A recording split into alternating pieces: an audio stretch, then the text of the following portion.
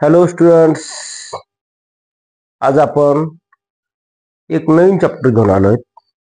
बघा इकडं, basic of English. म्हणजे पहा, आपल्याला इंग्रजीचं बेसिक ज्ञान कसं आणि कुठं सुरुवात करावी. आता बरेच पालक म्हणतात, सर आपल्याला बऱ्याच गोष्टी यायला इंग्रजीमधल्या शब्द पाठ झाले, असं झालं तर झालं, पण आता नेमकं सुरुवात कुठून करावी. बघा, आपण इंग्रजी शिकत असताना आता समजा आपल्याकडे भांडवल सुरू आहे, परंतु नेमकी सुरुवात कुठून करावी. मला एबीसी पाठ पूर्ण आहे, बाराखडी पूर्ण पाठ झाले, पण आता सुरुवात कुठून करावी. तर असा मला एक काल पालकाचा फोन आला होता. तर म्हणजे आता सुरुवात कुठून करावं. मी म्हणलं आपण बेसिक पासून इंग्लिशसाठी मी आज तुमच्यासाठी उद्या एक व्हिडिओ टाकतो, बघा. आणि हा व्हिडिओ सर्व विद्यार्थ्यांनी बघायचा आहे, आणि जे कोणी नवीन असतील चॅनलला त्यांनी सबस्क्राईब करायचं आहे. आजचा व्हिडिओ फार महत्वाचा आहे, कारण माझ्या वर्गातल्या 2 मुली अशा आहेत की त्यांना इंग्रजीमधलं एबीसीडी पूर्ण येते, पण शब्द कुठं आणि कसा वापरायचा. आणि हुशार मुली आहेत, प्राची झाली, समृद्धी झाली, सृष्टी झाली, ह्या म्हणजे हुशार मुलींची नाव आहेत. पण ज्या मुली पाठीमाग आहेत त्यांच्यासाठी हा व्हिडिओ आहे. कारण आपण उदाहरण तुम्हाला मी या ठिकाणी सांगतो मित्रांनो. या ठिकाणी समजा मी लिहिलेलं आहे आय आणि एम. आता पहा, आयचा अर्थ तुम्हाला माहित आहे. माझ्या विद्यार्थ्यांचा शब्दसाठा आता भरपूर वाढलेला आहे, पण तो शब्द वाक्यामध्ये कुठं ठेवायचा आणि कसं वापरायचं हेच कळत नाही. मग त्यासाठी हा व्हिडिओ शेवटपर्यंत बघा.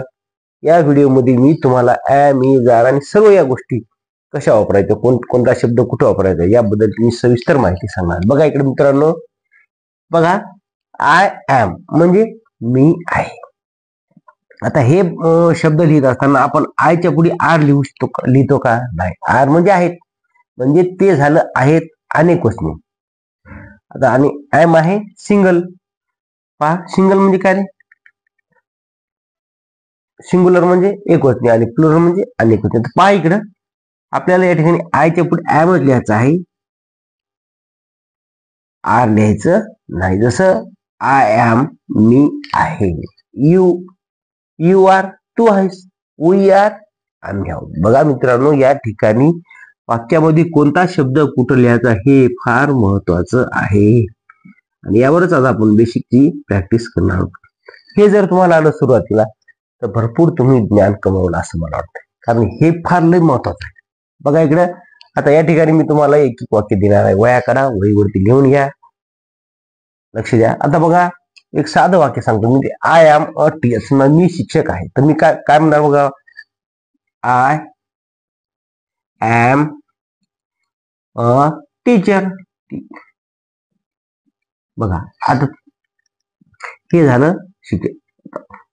जर एखादा मित्र माझं शेतकरी आहे तर तो काय म्हणेल, आय एम अ फार्मर.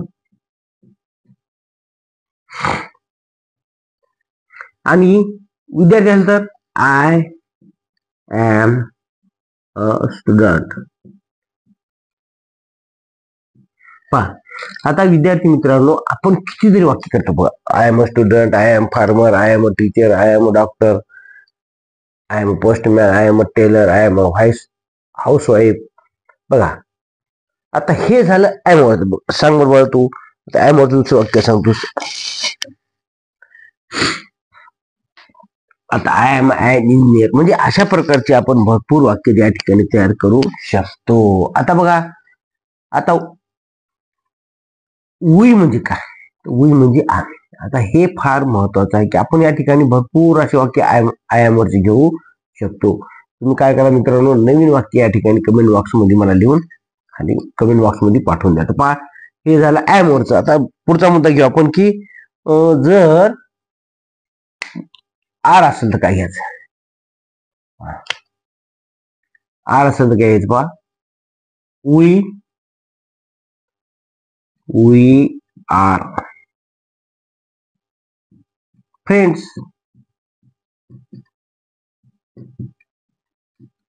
पहा बरं मी काय सांगितलं. वी म्हणजे कोण रे? आम्ही. आर म्हणजे आहोत, आणि फ्रेंड्स म्हणजे मित्र. आम्ही मित्र आहोत. पहा, वी आर फ्रेंड्स. म्हणजे we are farmer, we are student. पाहता दुसरं घेऊ आपण, we are student, we are student म्हणजे आम्ही विद्यार्थी आहोत. बघा इकडं आपण हे करत असताना विद्यार्थी मित्रांनो की वी इज होईल का? नाही. उदाहरण वीच्या पुढे आपल्याला आरच घ्यावे लागेल, इज घेता येणार नाही. यूच्या पुढे यू इज होईल का? नाही. यू आरच होईल. आयच्या पुढे आय इज होईल का? नाही. वी आर आय आर होईल का? नाही. तर या ठिकाणी आपल्याला एक वचनी असताना आपल्याला एम इज आर घ्यायचं आहे, एम इज घ्यायचं आहे. अनेक वचनी असेल तर आर घ्यायचं आहे. म्हणजे हे फार मुद्दा आपल्याला हा मुद्दा लक्षात ठेवायचा आहे. नाहीतर कसं होईल, आय आर असं वाक्य लिहायला गेलो, अरे सर वाक्य चुकलं कसं काय?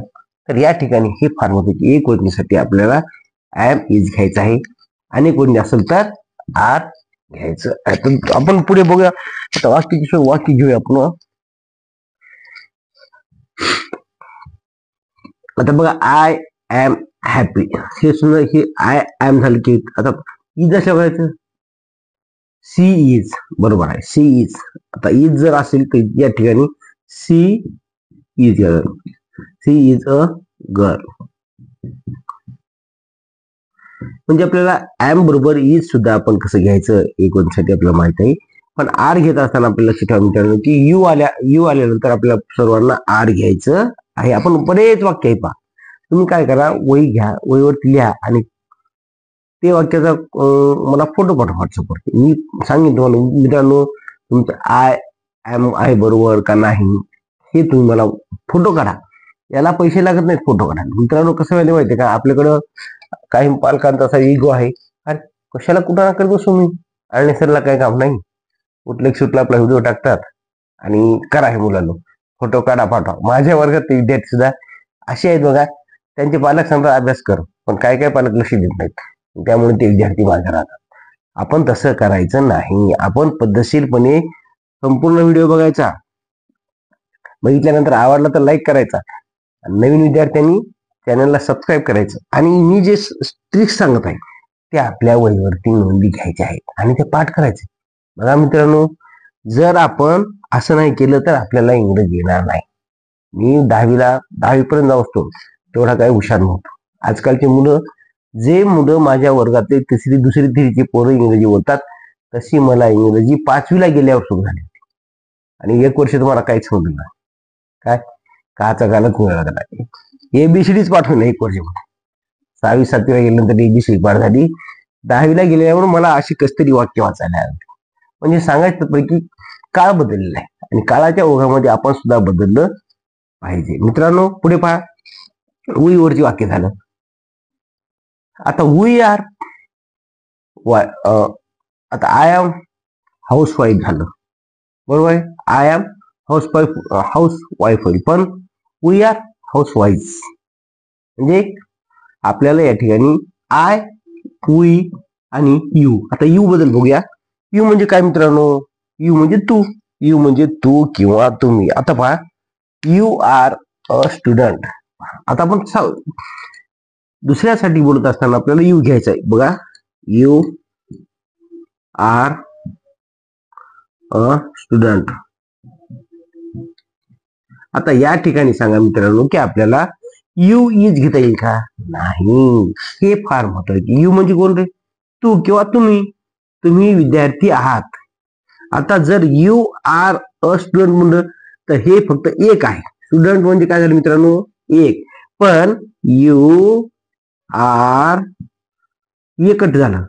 इथं काय कट करायचं नाही. स्टुडंट्स, STUDENTS, इथं या ठिकाणी आपल्याला येस लावलं तर हे अनेक होत झालं. म्हणजे तुम्ही विद्यार्थी आहात. एकदम सोपी ट्रिक्स आहे मित्रांनो.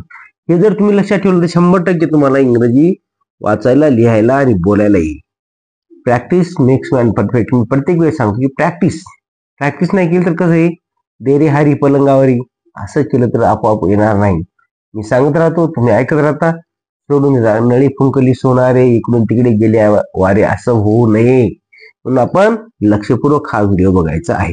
आता बघा, you are you are students म्हणजे अनेक वचनी असेल तर या ठिकाणी आपण यू आर स्टुडंट्स या ठिकाणी लिहून दाखवतो तुम्हाला इथे डबल. आता पहा इकडे मित्रांनो, हे करत असताना आपल्याला जर एक मुलगा असेल, आता एखाद्या मुलाला म्हणायचं आहे समजा you are doctor, you are teacher, you are student, हे आपल्याला एकाला म्हणायचं आहे.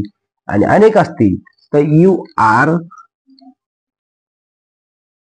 आणि त्या ठिकाणी त्या जो कोणी होते त्याला येस लावायचं. म्हणजे टीचर्स, वाईफ्स, फार्मर्स, पोस्टमॅन्स, टेलर्स, म्हणजे ते टेलर अनेक जे असत जे जे विद्यार्थी आपण एखादा विद्यार्थी काय करतो वाक्य होते तुम्ही डॉक्टर आहात. आता एक असेल तर यू आर अ डॉक्टर, पण अनेक असेल तर यू आर डॉक्टर्स.